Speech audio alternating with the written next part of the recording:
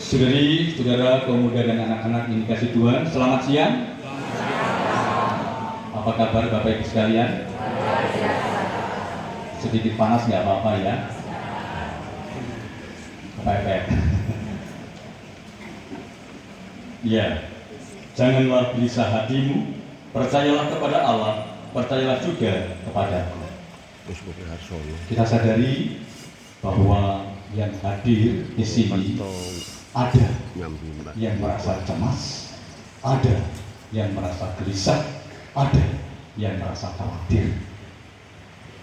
Cemas, gelisah, takut, khawatir akan kesehatan. Cemas, takut, khawatir akan pendidikan anak. Cemas, takut, khawatir akan masa depan hidup kita. Banyak hal yang kita bawa di tempat ini. Lalu bagaimana kita mengatasi hal itu ketika memang kita sungguh mengalami hal demikian? Bapak Ibu dan saudara-saudara sekalian terkasih, rasanya penting merenungkan bacaan-bacaan pada siang hari ini, di mana kita yang mengalami kekecewaan, kegelisahan, ketakutan, diajak yang pertama-tama seperti Santo Yosef.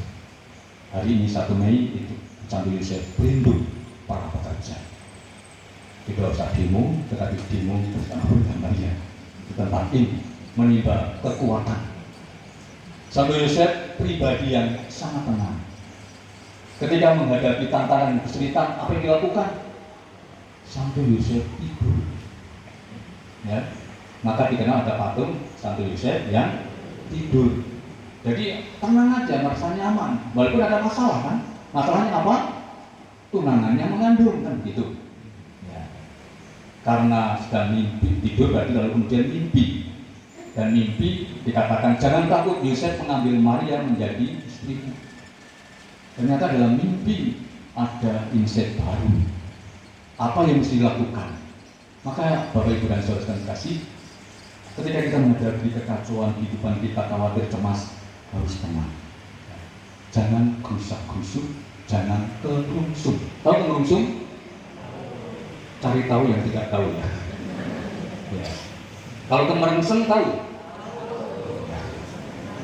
Kemerengseng itu biasanya tuh Bapak Ibu mau masak nasi, masak air, sebelum mendidih itu ada bunyi, itu namanya kemerengseng. Jadi menjelang mendidih itu bunyinya kemerengseng. Kalau kemerungsung itu nggak tenang, ya, resah, gelisah. Ya. Maka perlu galau bahasanya ya. Ada galau-galau Bandung ya. Tapi perlu tenang, harus tenang. Supaya apa? Dapat menemukan sesuatu. Ketika kita tenang, kita bisa berpikir, kita bisa memutuskan. Maka Santo Yosef tidur, tenang, mendapat pewahyuan. Akhirnya dalam banyak hal Santo Yosef itu kan selalu di mimpi dalam melakukan sesuatu. Dia tenang, tapi dia mendengarkan suara Tuhan dan ini yang penting melakukan. Juga Bunda Maria. Kalau hari ini secara khusus kita membuka bulan Maria dan kita berdevosi cukup kuat kepada Bunda Maria, maka Bunda Maria pun juga demikian, mengalami kegalauan ketika menerima kabar gembira, tetapi juga tetap tenang. Dan tentu jargon kata-kata yang selalu dikatakan, aku ini hamba Tuhan, terjadilah padaku menurut perkataanmu. Apakah Bapak Ibu Saudara sekalian juga di akhir doa selalu mengatakan terjadilah padaku menurut perkataanmu? Pernah? Pernah melakukan hal itu? Pernah atau tidak? Pernah. Sadar atau tidak mengucapkan itu? Sadar. Berat. Berat ketika kita sungguh mengatakan terjadilah padaku menurut perkataanmu. Kita minta kesehatan, yang diberi sakit. Ya. Kita tetap punya pekerjaan, yang terjadi di PHK. Seringkali tidak sesuai dengan yang kita mau. Itu terjadilah kepadaku menurut kehendakmu. Kehendak Tuhan seperti itu. Siap-siap hanya di mulut. Tetapi apakah betul kita sadar dengan doa kita itu? Ketika kita sungguh mengakhiri dengan terjadilah padaku menurut perkataan. Bunda Maria konsekuen, Bunda Maria konsisten, dan siap menanggung apa yang dikatakan itu. Maka kalau berdoa itu juga hati-hati, renungkan, pikirkan apa yang didoakan. Siap tidak saya menghadapi situasi yang berlawanan, bertentangan dengan hidupku. Dalam konteks bacaan yang pertama tadi, bagaimana orang berharap bahwa Yesus itu tidak mati, tapi ternyata Yesus tetap dihukum mati. Bisa jadi dalam pengalaman hidup kita tidak disukai oleh orang lain, kita dibenci oleh orang lain. Lalu apa yang saya katakan tentang orang lain itu? Orang lain itu jahat, orang lain itu tidak mencintai saya. Tunggu dulu.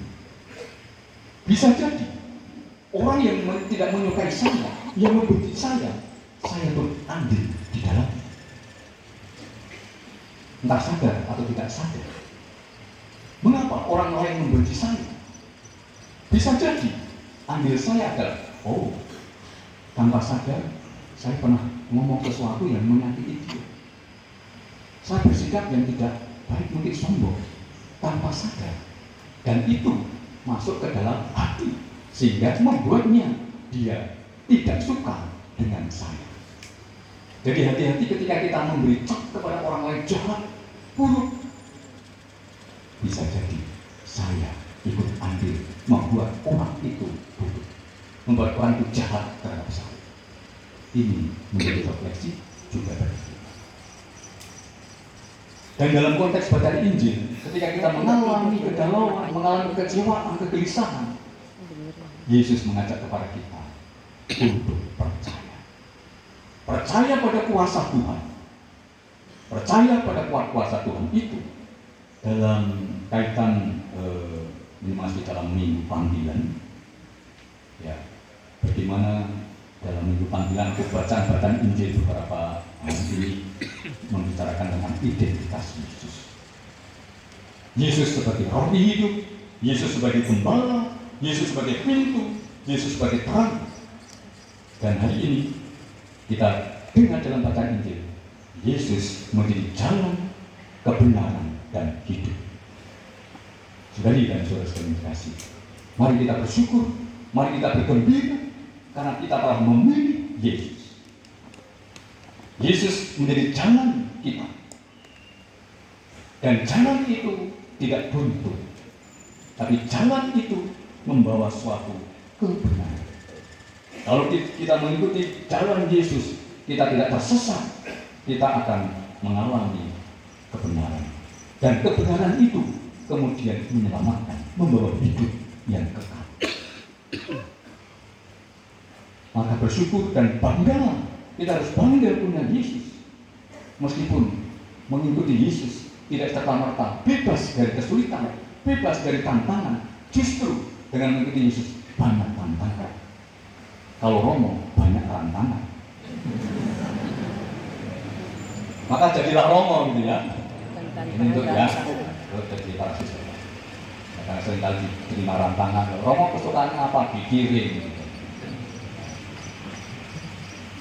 Maka bagaimana kita bangga dan jangan meninggalkan Yesus, karena di dalam Injil Yohanes bab 6 ayat 66 bisa dicek Bapak Ibu yang bawa HP ya, Yohanes 6 ayat 66. Ketika para orang banyak itu mencari Yesus, mereka mencari Yesus bukan karena ingin percaya, tapi karena makan gratis, ya, karena makan kenyang. Dan ketika Yesus mengatakan akulah roti hidup, barang siapa makan tidak akan mati. Dan akhirnya kata-kata itu keras, maka banyak orang meninggalkan Yesus. Mengikuti Yesus memang tidak mudah, banyak tantangan dan kesulitan, tetapi kita diajar satu, tenang, dua, mendengarkan sabda Tuhan, ketiga, menjadi pelaksana.